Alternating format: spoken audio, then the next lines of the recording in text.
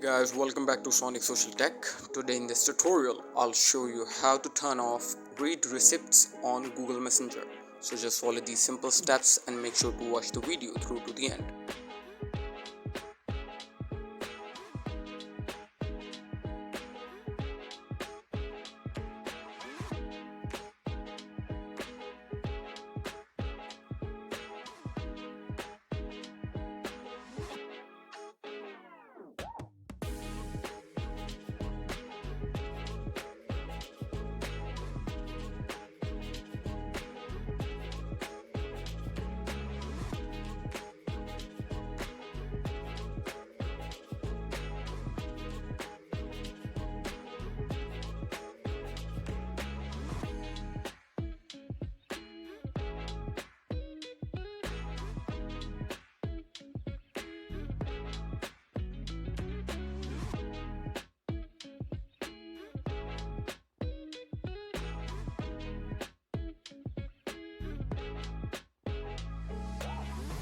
Thank you for watching guys. Make sure to like and subscribe.